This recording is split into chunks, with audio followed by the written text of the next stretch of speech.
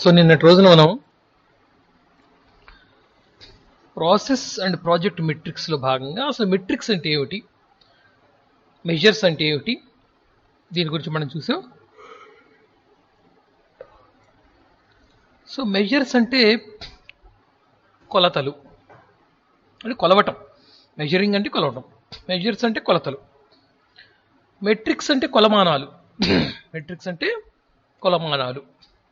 మామూలుగా మనం డిస్టెన్స్ని, దూరాన్ని మీటర్స్లో, సెంటీమీటర్స్లో, అలాగే కిలోమీటర్స్లో, డెసిమీటర్స్లో ఇట్లా రకరకాలుగా కొలుస్తూ ఉంటాం మనం. సో మనం ఆబ్జెక్ట్ మారితే కొలమానం కూడా మారచ్చు. డిస్టెన్స్ అనేటువంటి ఆబ్జెక్ట్ కాబట్టి కిలోమీటర్లు, మీటర్లు, సెంటీమీటర్లు, డెసిమీటర్లు, డెకామీటర్లు ఇలా తీసుకుంటున్నాం మనం. అదే మనకు ఒక మిల్క్, పాలు కానీ, లేదా క్లాత్ కూడా కాదు, పాలు, మిల్క్ తీసుకుందాం మనం. దానికి మెట్రిక్స్ ఏమిటి, కొలమానం ఏమిటి? లీటర్సు, మిల్లీ లీటర్సు ఇలా ఉంటాయి అన్నమాట. అలాగే ఇంకొన్ని వస్తువులు తీసుకుంటే కిలోగ్రామ్స్, ఓకేనా, మిల్లీగ్రామ్స్ ఇలా ఉంటుంది. సో ఏదైనా కూడా కొలవటం, కొలమానం అనేవి ఈ రెండు విషయాలు మనం చాలా చోట్ల గమనిస్తూనే ఉంటాం. అలాగే సాఫ్ట్వేర్లో కూడా ఒక సాఫ్ట్వేర్ యొక్క ప్రక్రియ అంటే ప్రాసెస్, దాన్ని కొలవటం చాలా అవసరం. సో మనం కనుక మెజర్ చేయలేకపోతే ప్రతి విషయాన్ని, ప్రతి వ్యక్తిని, ప్రతి అంశాన్ని కనుక సాఫ్ట్వేర్ డెవలప్మెంట్లో భాగంగా మనం మెజర్ చేయలేనప్పుడు మనకు దాంట్లో గ్రోత్ అనేది కనపడదు. మనం అసలు ఏ స్థాయిలో డెవలప్ చేసామో కూడా మనకు తెలియదు. అర్థమవుతుందా? సో కాబట్టి ఖచ్చితంగా ప్రతిదానికి ఒక కొలమానం, ఒక కొలత అనేది మనం ఏర్పాటు చేసుకోవాలి. మన సాటిస్ఫాక్షన్ తిరుమల కిరణ్ చెప్పాడు. ఏమని చెప్పాడు? ఒక వ్యక్తి తను కొన్నటువంటి వస్తువుని ఉపయోగించిన తర్వాత తన యొక్క సాటిస్ఫాక్షన్ అంటే మానసిక సంతృప్తిని తెలియజేయటానికి కూడా అమెజాన్ వాడు, ఫ్లిప్కార్ట్ వాడు, ఇంకొకడు డిజిట్స్ రూపంలో ఇచ్చాడు, లేదా స్టార్ రూపంలో ఇచ్చాడు. స్టార్ 1 స్టార్ పెడితే నాకు అసహనంగా ఉంది అని అర్థం, 2 స్టార్స్ పెడితే పర్వాలేదు అని, 3 స్టార్స్ తీసుకుంటే బాగా ఉంది అని, 4 స్టార్స్ తీసుకుంటే చాలా బాగుంది అని, 5 స్టార్ తీసుకున్నాం అనుకోండి అద్భుతం. ఇంకా ఇలాగా మన మనసులో ఉన్నటువంటి ఆలోచనని బయటికి చూపెట్టడానికి రేటింగ్ అనేది ఇక్కడ ఉంది. ఆ డిజిట్స్, ఆ రేటింగ్ అనేది కొలమానం. దేన్ని కొలవటానికి? మన సాటిస్ఫాక్షన్ కొలవటానికి. అలాగే ప్రతి చోట, ప్రతి అంశానికి, ప్రతి ఆబ్జెక్ట్కి కొలతలు మనం వేయచ్చు, కొలమానాలు ఉంటాయి. సో ఈ మెట్రిక్స్ అనేది ఇట్స్ ఎ మేనేజ్మెంట్ టూల్ నాన్న. మెట్రిక్స్ అనేది ఏం చెప్తున్నాడు ఇక్కడ? It's a management tool. ఓకేనా? పాయింట్ వైజ్కి వచ్చేద్దాం మనం చక్కగా. It's a management tool. Any type of metrics, మీరు ప్రాసెస్ మెట్రిక్స్ తీసుకోండి, ప్రాజెక్ట్ మెట్రిక్స్ తీసుకోండి, ప్రొడక్ట్ మెట్రిక్స్ తీసుకోండి. 3 టైప్స్ ఆఫ్ మెట్రిక్స్ మనం చెప్పుకుంటాం. So process, project, product. మీరు ఏ మెట్రిక్స్ తీసుకున్నా ఇవన్నీ కూడా they are management tools. By using them we can manage the process, we can manage the productivity, we can manage the project moving. ఓకేనా? So ప్రతిదానికి ఈ కొలమానం అనేది చాలా అవసరం అన్నమాట. అంతే కదా. ఇప్పుడు మీరు ఇంటర్మీడియట్ 1000 మార్కులకు ఉంటుంది అనుకుంటా. 1000కి గాను మనకు ముక్కి 500 మార్కులు వచ్చినాయి అనుకోండి. అవునా? 500 ఏమిటి? కొలమానం. మీరేమిటి అన్న విషయం చెప్తోంది చక్కగా. అది మీ యొక్క గ్రోత్, మీ యొక్క టాలెంట్, మీకున్న సబ్జెక్ట్ గ్రాస్పింగ్ నాలెడ్జ్. ఓకేనా? ఇవన్నీ మీ యొక్క స్పీడ్, మీ క్యాపబిలిటీస్, ఇవన్నీ ఆ మార్కులు చెప్తాయి. ఓకే. సో ఆ మార్కుల్ని బట్టి పేరెంట్ కానీ, మాస్టర్ కానీ ఏం నిర్ణయిస్తాడు? వీడికి ఈ చదువు అయితే ఉపయోగపడుతుంది, ఈ చదువు అయితే వీడు ఇబ్బంది పడతాడు అని చెప్పేసి భవిష్యత్తుని నిర్ణయించాలి అంటే ముందు మనకు వర్తమానంలో ఈ మెట్రిక్స్ అనేది అవసరము. ఆ మార్కులే మెట్రిక్స్. ఓకేనా? సో 100కి 20 మార్కులు వచ్చినాయి, 100కి 35 మార్కులు వచ్చినాయి. సో ఈ అతని ఆ స్టూడెంట్ ఎలాంటి వాడు? Normal student, very normal student. 100కి 60 మార్కులు వచ్చినాయి, బెటర్. ఓకేనా?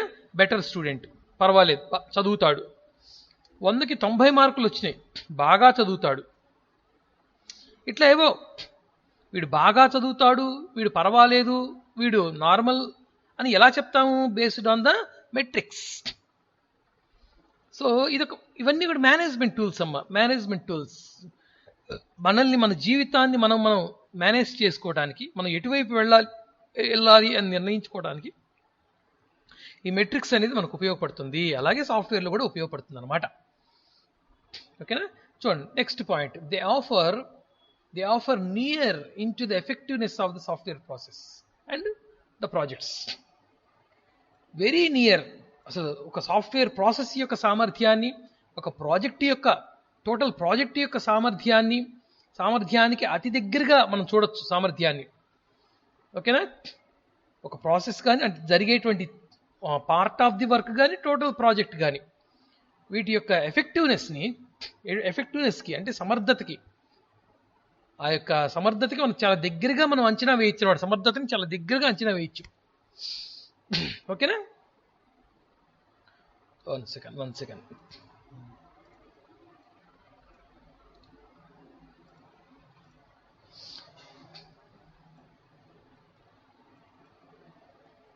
Okay. So basic quality and productivity data are collected. So ఈ మెట్రిక్స్ ద్వారా మనం ఏం ఖచ్చితంగా కలెక్ట్ చేసుకోవాలి కదా, డేటా కలెక్ట్ చేసుకుంటాం మనం. ఒక డేటాని కలెక్ట్ చేయాలి అంటే మెట్రిక్స్, కొలమానం ఉండాలి. కొలమానం అనేది లేకుండా మనం ఏమీ రాయలేం. ఇప్పుడు మనం స్థలం దగ్గరికి వెళ్తాం, బాబు ఇది ఎన్ని సెంట్లు ఉందిరా అని అడుగుతాం, వెంటనే వాడు టేప్ తీస్తాడు. మనం ఏం చెప్తాం? ఎన్ని సెంట్లు ఉంది అడుగుతున్నాం, కొలత అడుగుతున్నాం మనం.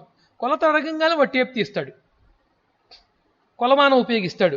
ఇన్ని అడుగులుంది, ఫీట్స్ ఇన్ని అడుగులుంది, వెడల్పు ఇంతుంది, పొడవు ఇంతుంది. మనం రాసుకుంటాం పేపర్ మీద. ఏం రాసుకుంటున్నాము? వాడు చెప్పేటువంటి కొలతలు రాసుకుంటున్నాం. కొలతలు రాసుకోవడానికి కొలమానం ఏమిటి? అడుగులు అనుకోండి, స్క్వేర్ యాడ్స్ అనుకోండి, ఏదైనా కావచ్చు. అవునా? సో మనకు 90 అడుగులు వచ్చింది అనుకోండి, 90/9 వేసుకున్నాం అనుకోండి, మనకు స్క్వేర్ యాడ్స్ వస్తాయి. 90 అడుగులు ఉంది అంటే 9 వేసామంటే 10 గజాలు ఉంది ఆ స్థలం అన్నట్టుగా అనమాట. ఇలాగా ఆ స్థలాన్ని కొలవటానికి feets, square yards, acres, cents ఏవైతే ఉన్నాయో ఇవి కొలమానాలు. ఇవి ఏం చేస్తాం? మనం రాసి పెట్టుకుంటాం. మనం ఖచ్చితంగా రాయాలి. ఈ రాసుకున్న తర్వాత దాన్ని బట్టి మనం నెక్స్ట్ ప్రాసెస్ ఏంటనేది మనం చూసుకుంటాం. అవునా? ఏ పని చేయాలన్నా ముందు మెట్రిక్స్ యూజ్ చేసి, మెట్రిక్స్ ద్వారా మనం రాసి, ఆ మెట్రిక్స్ ద్వారా ఆ అంచనా తీసుకొని డేటాని కలెక్ట్ చేసి పెట్టుకొని ఫర్దర్గా నెక్స్ట్ చేయబోయేటువంటి ప్రాసెస్ని మనం చూసుకుంటాం. ఓకేనా? సో ఈ మెట్రిక్స్ ద్వారా మనం ఏం చేయొచ్చు? Quality and productivity data are collected.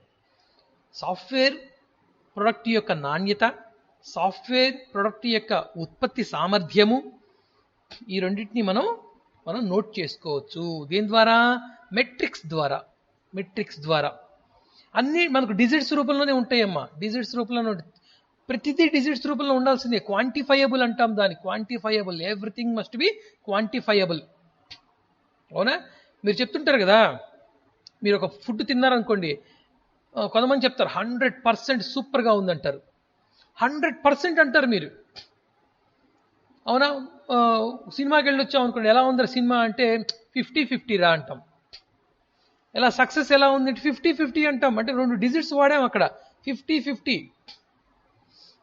ఎలా నిర్ణయించారు మీరు? మీరేదో కొన్ని తీసుకుంటారు. ఆ సినిమాని ఎలా మీరు మెజర్ చేస్తారు? అవునా? దానికి సంబంధించిన కొన్ని అంశాలు తీసుకొని ఒక్కో దానికి కొన్ని పాయింట్స్ అని ఇచ్చుకుంటారు మీరు. మానసికంగా ఇది జరిగిపోతుంది అనమాట. ఫైట్లు బాగున్నాయి కాబట్టి 10%, సాంగ్స్ బాగున్నాయి 10%, హీరో బాగలేడు కాబట్టి -10%. ఇలాగా ప్రతి దానికి మనకు తెలియకుండానే చాలా విషయాల్లో డిజిట్స్ని వాడుతూ ఉంటాము. Everything must be quantifiable. Everything should be quantifiable. ప్రతిదానికి మనం అంటే పరిమాణాత్మకమైనటువంటి దాని పరిమాణాన్ని కొలవాలి. ఓకేనా? ప్రతిదానికి ఉంటుందమ్మా, ప్రతిదానికి ఉంటుంది. ఓకే, నెక్స్ట్ దీస్ డేటా, అది తీసుకున్న డేటాని ఏం చేస్తాము అంటే అనలైజ్ చేస్తాం. Compare against the past averages. గతంలో వచ్చినటువంటి మన డేటా, గతంలో మనం చేసినటువంటి పని దాని తాలూకు డేటాని, ఇప్పుడు మనం చేస్తున్నటువంటి పని తాలూకు డేటాని పక్కపక్కనే పెట్టుకొని మనం కంపేర్ చేస్తాము. ఖచ్చితంగా చేస్తాం కదా, ప్రతి విషయంలో చేస్తాం. నిన్న నువ్వు చేసినటువంటి పని కంటే ఈ రోజు పని చాలా బాగుందిరా అని చెప్తాం మనం. అంటే నిన్న చేసిన పని దాని తాలూకు డేటా మన దగ్గర ఉండాలి, మైండ్లో కానీ పేపర్ మీద కానీ. ఈ రోజు చేసినటువంటి లేదా చేస్తున్నటువంటి పని తాలూకు డేటా మన మైండ్లో కానీ పేపర్ మీద కానీ ఉండాలి. ఓకేనా? సో అలా ఉన్నప్పుడు అంటే గతం తాలూకు డేటా, వర్తమానం తాలూకు డేటా ఉన్నప్పుడు మనం ఆ వ్యక్తి యొక్క, ఎవరైతే ఆ పని చేస్తున్నారో ఆ వ్యక్తి యొక్క భవిష్యత్తుని మనం అంచనా వేయచ్చు. నిజమా కాదా? ఓకేనా? 10th క్లాస్లో వీడికి 8 పాయింట్స్ వచ్చినాయి. ఏదో కొంచెం హెల్త్ ప్రాబ్లం వల్ల వెళ్ళలేకపోయి 8 పాయింట్స్ వచ్చినాయి అన్న. హెల్త్ ప్రాబ్లం వల్ల పాపం వెళ్ళలేకపోయాడు. అయినప్పటికీ కష్టపడి చదువుకున్నాడు పిల్లవాడు అన్నాడని ఫీల్ అవ్వకండి అమ్మా, అమ్మాయిలు కూడా సహజంగా వస్తూ ఉంటుంది. ఇంటర్మీడియట్ ఫస్ట్ ఇయర్లో వీడికి 9 పాయింట్స్ వచ్చినాయి. ఇంటర్మీడియట్ అంటే 10th మీద కొంచెం కష్టం కదా పాపం, అయినా కష్టపడ్డాడు. వీడు ఎప్పుడు కష్టపడే పిల్లవాడే, కాకపోతే పాపం 10thలో కొంచెం హెల్త్ సమస్యల వల్ల సరిగ్గా కూర్చొని చదవలేని పరిస్థితి. ఆ కసిని ఇంటర్మీడియట్లో తీర్చుకున్నాడు. చక్కగా మంచి మార్కులు వచ్చినాయి, 9 పాయింట్స్ వచ్చినాయి.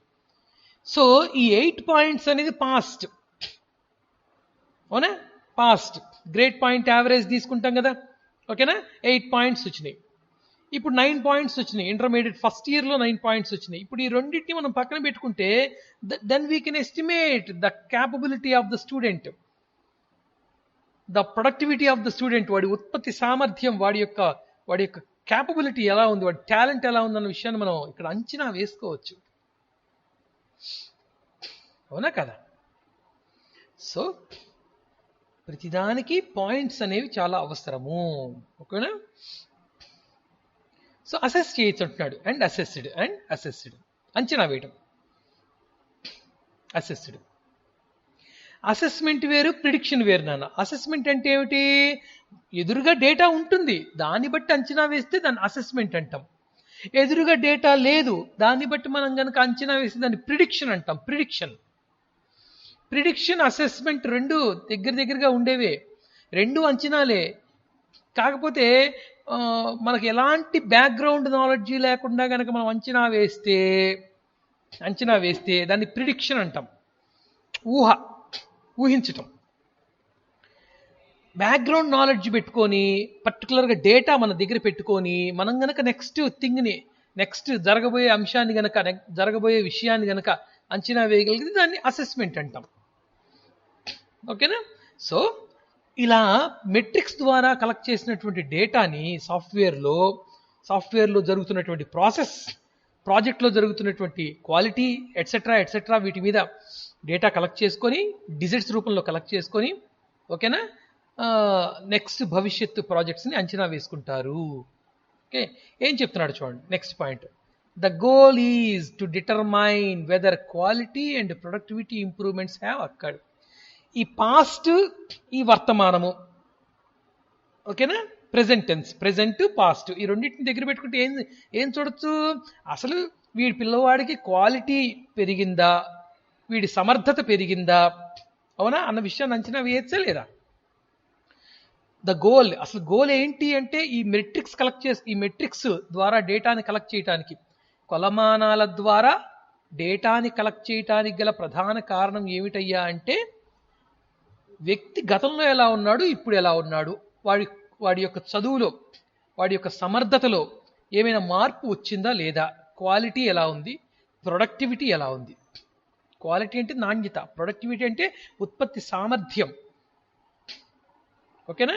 అది ఎంతమందికి సమాధానం చెప్పగలుగుతుంది అనేది ఉత్పత్తి సామర్థ్యం అయితే, సమాధానం చెప్పేటప్పుడు ఎక్కడా కూడా సమస్యలు రాకుండా చెప్పడం అనేది క్వాలిటీ. ఓకేనా? సో ఇలా ప్రతి విషయంలో మనం క్వాలిటీ అండ్ ప్రొడక్టివిటీ రెండు చూస్తాం. Quality and productivity. ఓకేనా? Next point. నేను మీకు ఎందుకు ఈ పాయింట్స్ అన్ని వివరించి చెప్తున్నానంటే, ఈ సబ్జెక్ట్ మీకు చాలా ఇంపార్టెంట్ సబ్జెక్ట్ నాన్న. మీరు రేపు పొద్దున ఎంసీఏలోకి వెళ్ళినా, ఎంసీఏ డిగ్రీ అయిపోయిన తర్వాత ఎంసీఏ చదవాలనుకున్నారనుకోండి, లేదా ఎంఎస్సి కంప్యూటర్స్ చేయాలనుకున్నారనుకోండి, ఖచ్చితంగా ఈ సబ్జెక్ట్ మీకు మళ్ళీ అక్కడ కనపడుతుంది. నేను మళ్ళీ చెప్తున్నాను, మన కాలేజీలో నేను ఖచ్చితంగా బల్ల గుద్ది చెప్పగలను, చాలా స్ట్రాంగ్గా చెప్పగలను. మన కాలేజీలో మీరు నేర్చుకున్నట్టుగా జావా మీరు ఎంసీఏ నేర్చుకోండి, ఎంసీఏలో వెళ్ళి నేర్చుకోండి. ఛాలెంజ్ ఇది నిజంగా. మన పిల్లలు చాలామంది ఇప్పుడు ఎంసీఏ చేస్తున్నారు. లాస్ట్ మీ సీనియర్స్ ఇప్పుడు ఎంసీఏలో ఫస్ట్ ఇయర్లో ఉన్నారు. మీరు ఎలాగైతే ఫైనల్ ఇయర్లో ఉన్నారో వాళ్ళు ఫస్ట్ ఇయర్లో ఉన్నారనమాట. వాళ్ళు చెప్తున్నారనమాట. వాళ్ళు ఏం చెప్తున్నారంటే, సార్ మాకు ఇక్కడ నేర్చుకున్న సి లాంగ్వేజే మేము అక్కడ చూసాం, అక్కడ ఏం చెప్పట్లేదు. నిజంగా పీజీలోకి వెళ్ళిన తర్వాత మీకు వివరించి చెప్పరమ్మా. ఓకేనా? కాబట్టి ఇప్పుడు నేర్చుకోబోయి చాలా జాగ్రత్తగా నేర్చుకోండి. నిజంగా మీ అందరూ ఎవరికి వాళ్ళు రికగ్నైజ్ చేస్తారు నేను చెప్పిన మాటల్ని తర్వాత. ఓకే, సో నెక్స్ట్ ఏం చెప్తున్నాడు, the data can also be used to pin point problem areas. ఈ డేటా ద్వారా, ఈ మెట్రిక్స్ తీసుకోవటం ద్వారా, మెట్రిక్స్ ద్వారా మనం డేటాని కలెక్ట్ చేసుకోవడం ద్వారా ఎక్కడెక్కడైతే ప్రాబ్లమ్స్ ఉన్నాయో వాటిని పాయింట్అవుట్ చేసుకోవచ్చు. వీడికి 8 మార్కులు వచ్చినాయి, 8 మార్కులు వచ్చినాయి. నెక్స్ట్ 7 మార్కులు వచ్చినాయి ఇంటర్మీడియట్ ఫస్ట్ ఇయర్లో. ఒక్క నిమిషం లైన్లో ఉండండి. చెప్పమ్మా.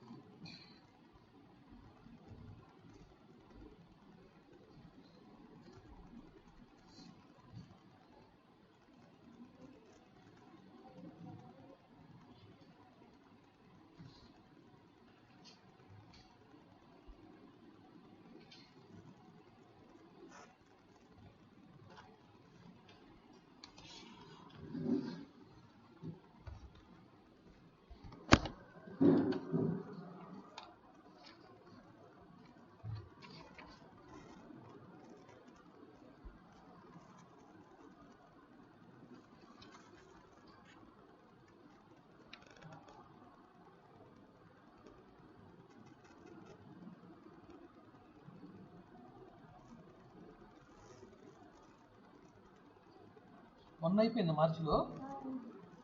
అది ఎప్పుడు మొదలైనట్టు మనకు?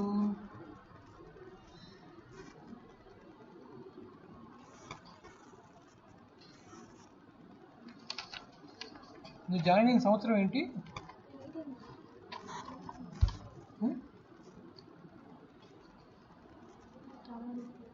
17 కదా? 18 to 19 ఫస్ట్ ఇయర్, అవునా? 19 to 20 మార్చి. కొంచెం మార్చుకుంటా, వేరే తీసుకుందా, కొట్టివేతలు లేకుండా సార్ చూపించు. ఒకవేళ కొట్టివేతలు ఉన్నా పర్వాలేదు అనుకుంటే ఇదే తీసుకుందా, కింద చూపించి తీసుకుందా.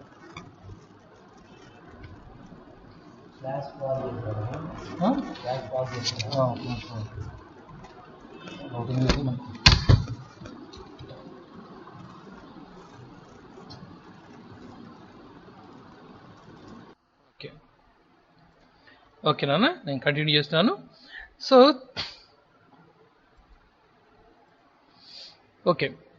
అలాగా ప్రాబ్లమ్స్ని ఈ డేటా కలెక్ట్ చేయడం ద్వారా ప్రాబ్లమ్ ఏరియాస్ని ఐడెంటిఫై చేయొచ్చు ఖచ్చితంగా. పిల్లవాడికి 8 పాయింట్ల నుంచి 7 పాయింట్లకు వచ్చాడంటే ఏంటి? There must be a problem, there is a problem. ఏదో ప్రాబ్లం ఫేస్ చేసి ఉండాలి వాడు. 8 నుంచి 7కి వచ్చాడంటే ఎక్కడో సమస్య వచ్చి ఉండాలి, ఇంకా హెల్త్ ప్రాబ్లం వచ్చిందా. ఇలాగా ప్రాబ్లం ఏరియాస్ని ఐడెంటిఫై చేయాలన్నా, సక్సెస్ సక్సెస్ని మనం ఐడెంటిఫై చేయాలన్నా, సక్సెస్ యొక్క రేట్ని ఐడెంటిఫై చేయాలన్నా, గ్రోత్ రేట్ని ఐడెంటిఫై చేయాలన్నా ఖచ్చితంగా మెట్రిక్స్ అనేది అవసరము. అలాగే remedies can be developed and the software process can be improved. So ఈ మెట్రిక్స్ అనే వాటి వల్ల, అంటే ఈ అంచనాల ద్వారా, ఈ అంచనాలని మనం విలువల రూపంలో, వాల్యూస్ రూపంలో, డిజిట్స్ రూపంలో తీసుకొని నోట్ చేసి పెట్టుకోవటం వల్ల మనం ఫర్దర్గా నెక్స్ట్ గ్రోత్ని మనం గ్రోత్లో వచ్చేటువంటి ప్రాబ్లమ్స్కి రెమెడీస్ అంటే సొల్యూషన్ వెతికి పెట్టుకొని వాటిని జాగ్రత్తగా ఇంప్లిమెంట్ చేసుకుంటూ మనం సాఫ్ట్వేర్ యొక్క ఆ ప్రాసెస్ దాన్ని జాగ్రత్తగా ముందుకు తీసుకెళ్ళచ్చు. ఓకేనా? అసలు ఎందుకు మెట్రిక్స్ అనే దాని గురించి మనం పాయింట్ వైజ్గా వచ్చాం. నేను జస్ట్ ఇంట్రడక్షన్ ఇచ్చాను, ఈరోజు పాయింట్ వైజ్గా వస్తున్నాం మనం. ఓకేనా? ఓకే, సో మనకి ఇక్కడ 3 టైప్స్ ఇచ్చాడు: process metrics, project metrics, product metrics. Okay, మనం చెప్పుకుంటాం నిదానంగా వాటి గురించి. సో క్యారెక్టరిస్టిక్స్, లక్షణాలు చూద్దాం. ఎలా ఉండాలి? మెట్రిక్స్కి కొన్ని లక్షణాలు ఉంటాయి. అంటే ఒక మెట్రిక్స్, కొలమానం అనేదాన్ని మనం ఉపయోగిస్తూ కొలతలు తీయాలి అంటే అవి ఎలా ఉండాలి? ఆ కొలతలు ఏ విధంగా మనకు కనపడాలి, ఏ విధంగా వాటిని డాక్యుమెంటేషన్ చేయాలి, ఏ విధంగా చూపెట్టాలి ఇతరులకి అని దానికోసం కొన్ని కొలమానాలు ఉంటాయి అన్నమాట. కొన్ని లక్షణాలు ఉంటాయి దానికి. ఓకేనా? చూద్దాం, 1 by 1 చూద్దాం మనం. క్వాంటిటేటివ్ చెప్పాను కదా, క్వాంటిఫైబుల్ థింగ్, డిజిట్స్ రూపంలోనే ఉండాలి కొలమానాలు, మనకు అర్థమవుతాయి. అంటే కొంతమంది గ్రాఫ్ రూపంలో కూడా రాస్తారు, గ్రాఫ్ రూపంలో, అది కూడా మనకు. కానీ అన్ని విషయాల్లో మనం గ్రాఫ్స్ను వాడలేం. కొన్ని విషయాల్లో ఖచ్చితంగా మనం డిజిట్స్ వాడాల్సిందే. ఇప్పుడు గ్రాఫ్ గీత గీసామనుకోండి, ఒక గీత పక్కన ఇంకొంచెం పొడుగు గీత గీసామనుకోండి, ఆ చిన్న గీతకి పక్కన ఉన్న పొడుగు గీతకి మధ్యలో ఎంత వ్యత్యాసం ఉంది అన్న విషయాన్ని మీరు డిజిట్స్ రూపంలో చెబితేనే క్వాలిటీ ఉంటుంది, అక్కడ క్లియర్గా ఉంటుంది. Clear, not quality, clear. And ఇప్పుడు ఒక గీత గీసాము, ఇప్పుడు చూడండి, నేను ఇక్కడ స్క్రీన్ మీద గీత గీస్తున్నాను, ఇలా ఒక గీత గీసాను, పక్కన ఇంకో గీత గీస్తున్నాను చూడండి. ఇప్పుడు దీనికి ఈ గ్యాప్ ఉంది చూసారా? ఈ గ్యాప్ ఎంత ఉంది అంటే ఇంత ఉందని చూపెడతాం, వేలు చూపెట్టి ఇంత ఉంది అంత ఉంది జానా బెత్తులతో చూపించలేం మనం. అది కరెక్ట్ కూడా కాదు. అంటే మన ప్రాంతంలో జానాలు, బెత్తులు, మూరెడు, వేలుడు, చిటికెడు అని చెప్తాం. కానీ ఇది ప్రపంచవ్యాప్తంగా అందరికి అర్థం అవ్వాలనుకోండి, చైనా వాడికి జానా, బెత్త అంటే తెలియదు వాడికి. అందరికీ యూనివర్సల్గా ఆమోదయోగ్యంగా ఉండేటువంటి ఇన్ఫర్మేషన్ ట్రాన్స్ఫర్మేషన్ విధానం ఏమిటంటే డిజిట్సే. అది మనందరూ అంగీకరించక తప్పదు. అందుకనే అమెజాన్ వీటిల్లో కూడా నీకు ఎంత తృప్తిగా ఉందిరా బాబు ఈ వస్తువు కొనిన తర్వాత అంటే 4.2%, 4.5%, 4.5 రేటింగ్, 5 రేటింగ్, 3 రేటింగ్ అని మనం ఇచ్చేస్తాం. 3.2 రేటింగ్, 0.2లో కూడా ఉంటుందన్నమాట. ఇలా మన సాటిస్ఫాక్షన్ని డిజిట్స్ రూపంలో చెప్పగలిగినప్పుడు ఇది యూనివర్సల్ ఇంకా. ఓకేనా? ఇప్పుడు మీరు ఆకాశం అంత తృప్తిగా ఉంది అని నాకు అన్నారనుకోండి, ఈ భాష చైనా వాడికి అర్థం కాదు. ఆకాశం అంతా అంటే వాడి భాష వేరు. అలా కాకుండా ఉన్న 5 పాయింట్స్లో నాకు 4 పాయింట్స్ నేను సాటిస్ఫై అయ్యాను అని చెప్పారనుకోండి, 4 points, 4 is the universal number. అలాగా metrics must possess quantitative nature. ఏం కలిగి ఉండాలి? అది క్వాంటిటేటివ్ నేచర్ కలిగి ఉండాలి. అర్థమైందా? అంటే డిజిట్స్ రూపంలో ఉండాలి. చెప్తున్నట్టు it means metrics can be expressed in values. ఇది ఒక లక్షణం అన్నమాట. మీరు ఒక కొలమానం తీసుకున్నారు, లీటర్లు, పావు లీటర్లు. ఇంతకుముందు అంటే మనకు పూర్వకాలంలో మన పూర్వీకులందరూ కూడా గిద్దెడు, అవునా, తవ్వెడు, ఏదో కొన్ని పదాలు వాడేవాళ్ళు. సేరు, అర్ధసేరు, పావు సేరు, ఇలా కొన్ని పదాలు వాడేవాళ్ళు. అప్పుడు ఆ రోజున అది సరిపోయింది మనకు. ఇప్పటికీ పల్లెటూరులో వాడుతున్నారు, తప్పేమి కాదు అది. కానీ when you are going to provide information to all the people in the universe, ప్రపంచంలో ఉన్నటువంటి అందరు వ్యక్తులు రకరకాల. ఇప్పుడు సాఫ్ట్వేర్ కంపెనీ అంటే పల్లెటూరులో ఉండదు కదా, మన మార్కాపురంలో పక్కన దరిమడుగు, దేవరాజు గట్టు, జమ్మనపల్లి అక్కడ బెటరు. పెడతారేమో చెప్పలేం భవిష్యత్తులో. ఓకేనా? ఆ సాఫ్ట్వేర్ కంపెనీలో అందరూ ఆ గ్రామంలో ప్రజలే ఉంటారా? ఉండరు కదా. ఒక సాఫ్ట్వేర్ కంపెనీ ఇప్పుడు హైదరాబాద్లో టీసీఎస్ ఉందనుకోండి, టీసీఎస్లో ఎక్కడెక్కడ వాళ్ళు నార్త్ ఇండియన్స్ ఉంటారు, సౌత్ ఇండియన్స్ ఉంటారు. అవునా? ఈవెన్ చుట్టుపక్కల దేశాల నుంచి కూడా వచ్చి జాయిన్ అవ్వచ్చు, చెప్పలేం మనం. ఇప్పుడు అమెరికాలో టీసీఎస్ ఉందనుకోండి, అమెరికా టీసీఎస్ కంపెనీకి ఇక్కడి నుంచి ట్రాన్స్ఫర్ మీద వీడి గ్రోత్ కోసం వెళ్ళిన వాళ్ళు ఉంటారు. సో మనం ఏదైతే ఒక ఇన్ఫర్మేషన్ యూజ్ చేస్తున్నామో అది అందరికీ అర్థమయ్యే విధంగా ఉండాలి, డిజిట్స్ రూపంలో ఉండాలి. అదే చెప్తున్నాడు వీడి ఇక్కడ. అదొక లక్షణం. అండర్స్టాండబుల్, అందరికీ అర్థం అవ్వాలి. Understandable, easy to understand to all the people who are participated in the project. ఓకేనా? So metric competition should be easily understood. Metric competition కొలమానాన్ని ఉపయోగించి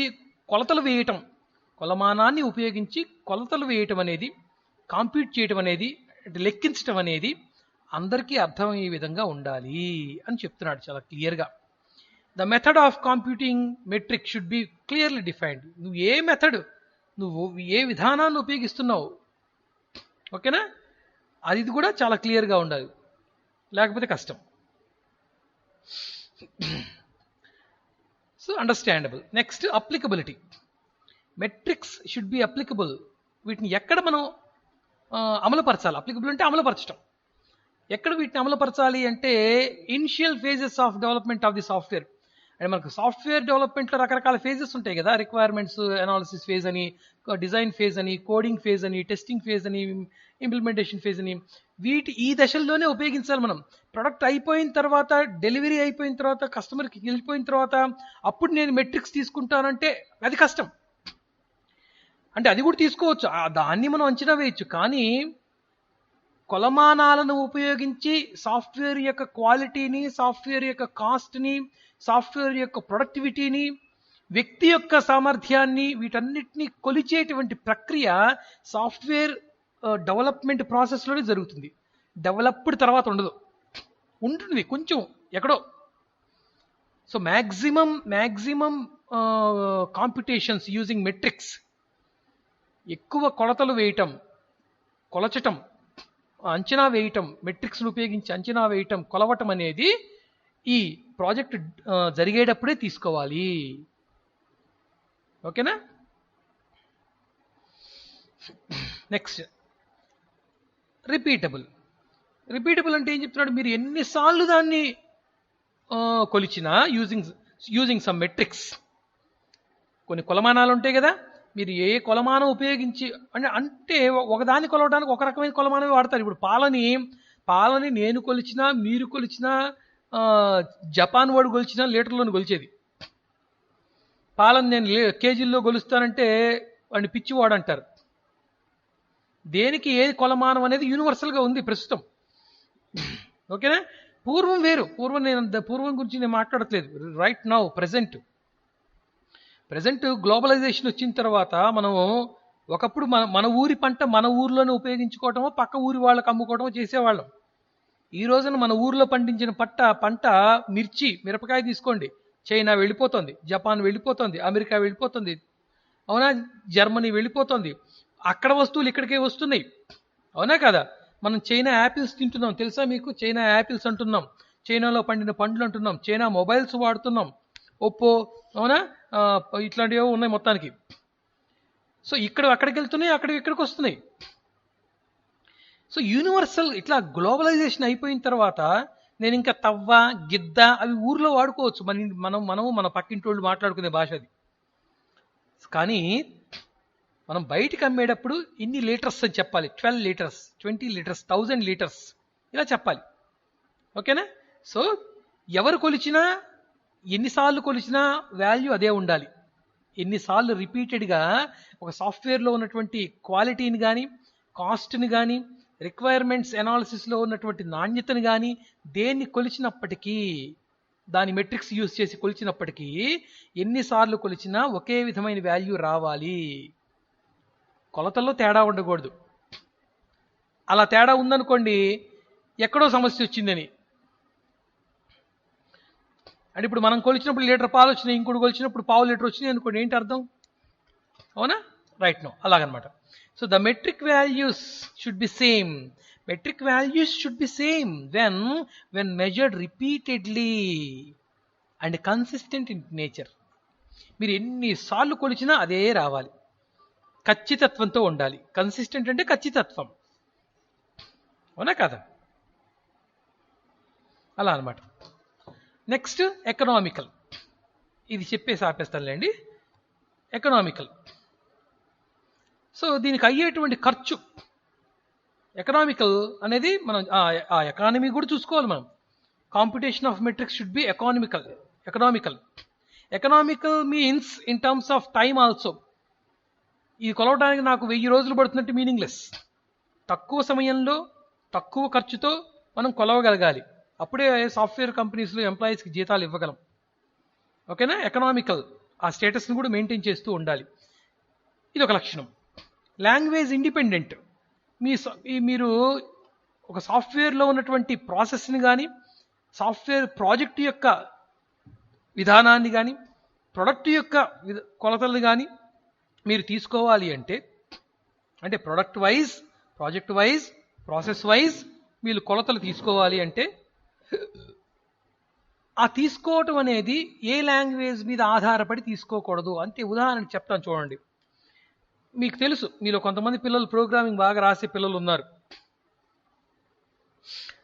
నేను అడుగుతాను, చెప్పండి నాకు. నేను అడిగిన వాళ్ళు చెప్పండి. నాకు తెలిసి మీ దాంట్లో ఒక ప్రోగ్రామ్ రాయగలిగింది ఆ కిరణ్ ఒక్కడే. నేను అతన్ని అడుగుతున్నాను, మిగతా వాళ్ళు ఫీల్ అవ్వద్దే. కిరణ్ మైక్ ఆన్ చేసుకుని ఆయన. ఇప్పుడు చూడండి, లాంగ్వేజ్ ఇండిపెండెంట్ గురించి మనం మాట్లాడుకుంటున్నాం. ఇప్పుడు సి లాంగ్వేజ్లో ఒక నెంబర్ని రీడ్ చేయటానికి జస్ట్ రీడింగ్, అడగటం వేరు. ఎంటర్ ఏ వాల్యూ అని అడగటం గురించి నేను మాట్లాడట్లేదు. రీడ్ చేయటానికి, ఒక్క నెంబర్ని రీడ్ చేయడానికి ఎన్ని లైన్లు కోడ్ రాస్తాము? ఒక్క లైన్. ఏంటి ఆ లైను? చాలు. ఆపు ఆపు ఆపు ఆపు ఆపు. సిలో అయితే స్కాన్ఎఫ్. మీ అందరికి తెలుసు నాన్న, మీ అందరికి తెలుసు. కాకపోతే మీరు కన్ఫ్యూజ్ అవుతారని నేను ఇతను అడుగుతున్నాను, అంతకుమించి ఏమీ లేదు. స్కాన్ఎఫ్ అనేటువంటి ఒక్క లైన్ రాస్తాం అంతే సిలో. అది ఒక లైన్. ఇదే స్కానింగ్ ప్రాసెస్, ఇదే రీడింగ్ ప్రాసెస్, ఇదే నెంబర్ని చదివేటువంటి విధానం జావాలోకి వెళ్ళామనుకోండి. జావాలోకి వెళ్తే ఎన్ని లైన్స్ రాయొచ్చు? కిరణ్ చెప్పయ్యా, లైన్స్ చెప్పు నాకు. ఒక్క లైన్ ఎలా అవుతుంది? ట్రై బ్లాక్ పెట్టవా? అదే మరి నేను అదే అడుగుతున్నాను. ట్రై బ్లాక్లో పెట్టాలి, క్యాచ్ బ్లాక్ తీసుకోవాలి, అవునా కదా? సో ట్రై బ్లాక్ రాయకుండా నువ్వు రీడ్ లైన్ మెథడ్ యూజ్ చేస్తే ఒప్పుకోదు కంపైలర్. క్యాచ్ బ్లాక్ రాయకుండా నువ్వు ట్రై బ్లాక్ రాస్తే ట్రై ఒప్పుకోదు ముందు. సో ఒక్క లైన్ రాయటానికి జావాలో 4-5 లైన్లు అదనంగా రాయాల్సి వచ్చింది. సిలో ఒక్క లైన్ రాయడానికి ఒక లైనే రాశాం. సో నేను ఇప్పుడు అంచనా వేయాలి, లైన్స్ ఆఫ్ కోడ్ని అంచనా వేయాలి నేను. లైన్స్ ఆఫ్ కోడ్ ఈ సాఫ్ట్వేర్, ఓకే నన్ను మ్యూట్ చేసుకో ఇంకా. ఇప్పుడు నేను ఈ ప్రాజెక్ట్లో లైన్స్ ఆఫ్ కోడ్ని నేను కొలవాలనుకుంటున్నాను. ఎల్ఓసి అంటాం, line of code, lines of code అంటాం. ఎన్ని లైన్స్ పట్టచ్చు, ఎన్ని లైన్స్ పట్టింది అనేదాన్ని నేను కొలవాలి. కొలవటానికి మీరు లాంగ్వేజ్ మీద ఆధారపడకూడదు. సిలో అయితే 10 లైన్లు పడుతుంది, జావాలో అయితే 20 లైన్లు పడుతుందని మీరు చెప్పకూడదు. అర్థమవుతుందా? So irrespective of the language ఎన్ని లైన్స్ పడుతుంది అనేది ఒక అంచనా వేయగలగాలి మనం. ఓకేనా? సో అలా అన్నమాట. ఇది ఒక లక్షణం. ఒరాకిల్లోకి పోయాం అనుకోండి, ఒరాకిల్లో ఒకటి చదవడానికి దానికి ఒక ప్రాసెస్ ఉంటుంది, అక్కడ ప్రింట్ చేయడానికి ఒక ప్రాసెస్ ఉంటుంది ఒరాకిల్లోకి పోతే. So irrespective of the language మనం ఏ లాంగ్వేజ్ మీద ఆధారపడకుండా ప్రాజెక్ట్ యొక్క లైన్స్ ఆఫ్ కోడ్ని, ప్రాజెక్ట్ యొక్క కాస్ట్ని, ప్రాజెక్ట్ యొక్క క్వాలిటీని, ఓకేనా, ప్రాజెక్ట్ యొక్క టైం షెడ్యూల్ని మనం కొలవగలగాలి. అది ఒక లక్షణం, అదొక క్యారెక్టరిస్టిక్. ఇలా ఒక మెట్రిక్స్ని, కొలమానాలని సాఫ్ట్వేర్లో ఉపయోగిస్తూ మనం కొలిచి డిజిట్స్ రూపంలో డేటాని రాయాలి అనుకున్నప్పుడు ఇదిగో ఈ లక్షణాలని మనం ఫాలో అవ్వాల్సిందే. ఓకేనా? డిజిట్స్ రూపంలోనే రాయాలి, అందరికీ అర్థమయ్యే విధంగా రాయాలి. ప్రారంభ దశలోనే ఈ మెట్రిక్స్ అనే వాటిని చేస్తాం, అన్ని ఫేజెస్ యొక్క ప్రారంభ దశలోనే. ఎన్నిసార్లు చేసినా కూడా ఒకే రకమైన వాల్యూ వచ్చే విధంగా అది ఉండాలి, ఆ కొలతలు ఉండాలి, మెట్రిక్స్ను ఉపయోగించాలి మనం. అలాగే కొలవటానికి ఎకనామికల్గా కూడా మనం జాగ్రత్త పడాలి. లాంగ్వేజ్ డిపెండెంట్, ఏ లాంగ్వేజ్ మీద ఆధారపడుతూ మనం కొలతలు వేయకూడదు. ఇర్రెస్పెక్టివ్ ఆఫ్ ది లాంగ్వేజ్ మనం లైన్స్ ఆఫ్ కోడ్ ఎంత వస్తుందో చెప్పగలగాలి. ఇర్రెస్పెక్టివ్ ఆఫ్ ది లాంగ్వేజ్ మనం ప్రాజెక్ట్ యొక్క కాస్ట్ని అంచనా వేయగలగాలి. Irrespective of the language project యొక్క క్వాలిటీని మనం మెజర్ చేయగలగాలి. ఇలాగా ఈ లక్షణాలను ఉపయోగిస్తూ మనం మెట్రిక్స్, కొలమానాలను ఉపయోగిస్తూ మనం మెజర్ చేయగలగాలి ఒక ప్రాజెక్ట్ని. ఓకేనా? అది ఎలా, వాటిలో ఉన్న విధానాలు ఏమిటనేది మనం నెక్స్ట్ క్లాసెస్లో మనం చూద్దాం. ఓకేనా? వెయిట్ చేయండి, ఎవరు వెళ్ళబాకండి.